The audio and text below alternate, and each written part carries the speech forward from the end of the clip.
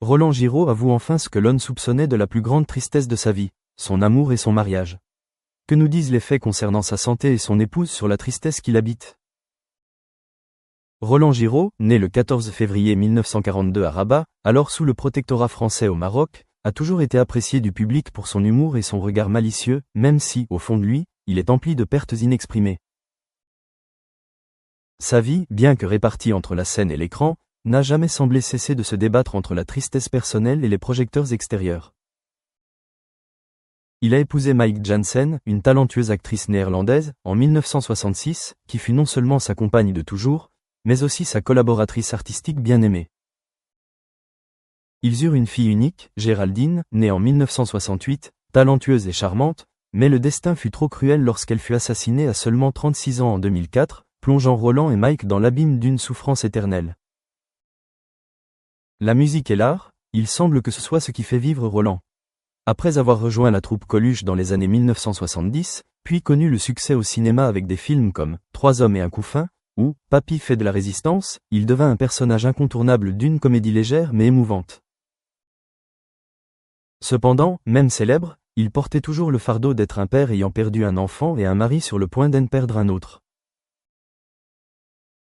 Et puis, comme par hasard, Maïke s'éteignit à son tour le 23 janvier 2025, après une courte mais acharnée bataille contre le cancer. Plus d'un demi-siècle d'amour et de complicité fut à nouveau brisé, laissant une trace douloureuse dans le cœur de Roland. On le voyait comme s'il s'était complètement effondré, muet, absent à ses funérailles le 30 janvier, un choix qui a peut-être surpris beaucoup de monde, mais qui était aussi le signe le plus clair que la douleur était trop grande pour qu'on puisse en dire plus. Roland, à 83 ans, était perçu comme une personne différente, non plus l'acteur humoristique qui faisait autrefois rire le public, mais un homme affaibli, épuisé physiquement et mentalement. Après la perte de son enfant, il avait déclaré un jour qu'il ne pourrait jamais oublier, il ne pouvait vivre qu'avec la douleur. Et maintenant, il devait continuer à vivre avec une double douleur, la perte de son enfant et celle de sa femme. La vérité sur son état de santé, selon de nombreux proches, montre qu'il lutte contre une souffrance indescriptible. Dans les yeux du public, chaque fois qu'il le voit monter sur scène après de nombreux événements, on retrouve l'image d'une personne résiliente mais déchirée par la vie. Il conserve toujours son amour pour l'art et affirme croire en l'humour comme une arme salvatrice, mais il se sent désormais la moitié de son âme absente. Sa plus grande tristesse n'est pas seulement la perte physique, mais aussi le sentiment d'auto-accusation lorsque la profession ou la célébrité, qui était autrefois son refuge, ne peuvent plus protéger sa famille.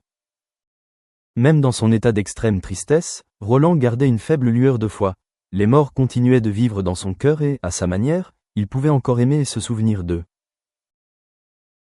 La plus grande tristesse de sa vie, perdre sa femme, ses enfants, une part de lui-même, fut peut-être celle qui lui apprit la condition la plus précieuse de la vie. L'amour profond, c'est aussi lorsque les morts nous ouvrent la voie à une vie fidèle à nous-mêmes, à accepter la blessure et à trouver le moyen de la faire non pas nous tuer, mais au contraire nous aider à vivre plus fidèlement, plus humainement.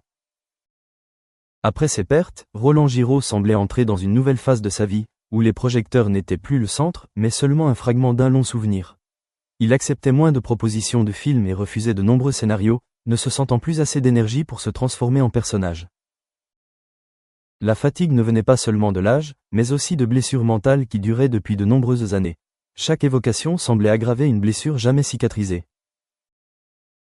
Des amis racontaient qu'il passait souvent des heures assis sur la vieille chaise près de la fenêtre, à contempler le jardin où Maïke cultivait des fleurs, les buissons de lavande dégageant encore un parfum, comme pour conserver une partie de son image.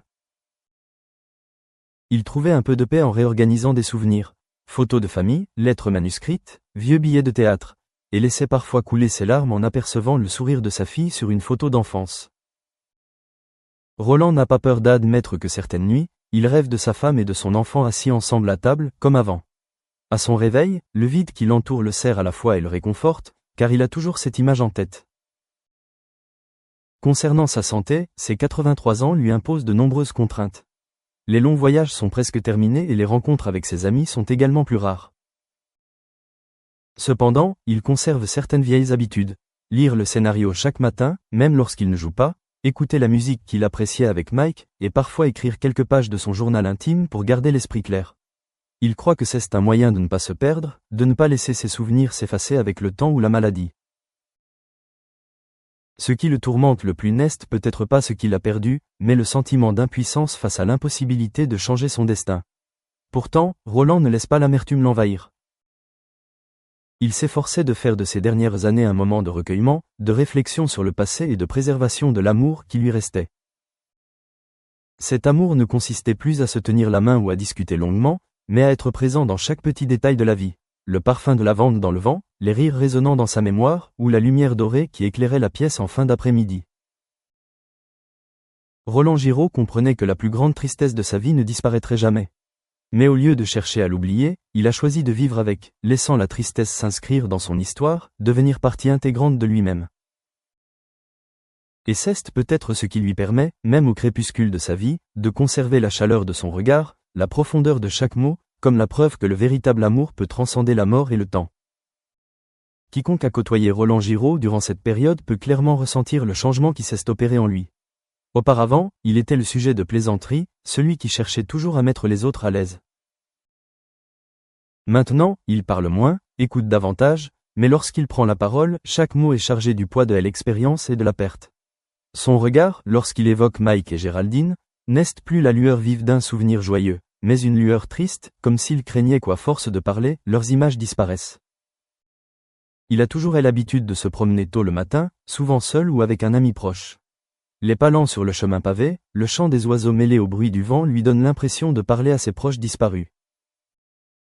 Il a un jour confié que c'est dans ces moments-là qu'il se sent le plus proche d'eux, non pas par des photos ou des souvenirs, mais par un sentiment inexplicable de présence. De nombreux fans espèrent encore revoir Roland sur scène ou à l'écran, mais il sait que sa force et son cœur ne suffisent plus à s'engager comme avant. Pourtant, il n'a pas complètement abandonné les arts. Il lui arrive d'accepter une invitation à lire un passage lors d'un événement caritatif ou d'assister à une projection de film en hommage à ses anciens collègues. Ses rares apparitions sont toujours chaleureusement accueillies, non seulement parce qu'il est un artiste talentueux, mais aussi parce que chacun sait qu'il sort de sa propre obscurité pour donner quelque chose en retour. Ces dernières années, Roland a également accordé plus d'attention à sa santé mentale. Il lit des livres sur la méditation, la pleine conscience et tente de se réconcilier avec les émotions fortes. Parfois, il se demande s'il a vraiment surmonté la douleur ou s'il a simplement appris à vivre avec. Mais chaque matin, lorsqu'il se réveille et voit la lumière du soleil à travers les rideaux, il réalise qu'il est toujours là, qu'il peut encore se souvenir d'eux avec amour, et pas seulement avec des larmes. L'amour et le mariage de Roland Giraud sont, au final, une histoire d'attachement inconditionnel.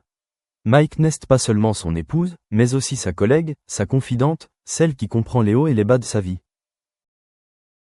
En la perdant, il a perdu une partie de son chemin de vie. Mais il comprend aussi qu'elle et Géraldine lui ont laissé un héritage spirituel, la foi en la bonté et la persévérance humaine. C'est pourquoi, malgré tant d'épreuves, il garde une attitude calme, un sourire tendre lorsqu'on évoque le passé. Et Roland sait peut-être mieux que quiconque que la plus grande tristesse dans la vie n'est pas nécessairement la perte, mais le fait de devoir continuer à vivre et à trouver un sens à sa vie lorsque les êtres que l'on aime le plus s'en sont allés. C'est le fait de continuer à avancer, même lentement, qui constitue le défi le plus difficile et le témoignage le plus fort de la puissance de l'amour durable. À 83 ans, Roland Giraud vit dans une maison tranquille où chaque recoin est marqué par les souvenirs d'années heureuses. Le salon a conservé le fauteuil de Mike, la cuisine a encore ses tabliers accrochés dans un coin, et sur la table à manger, il dispose souvent un ensemble de couverts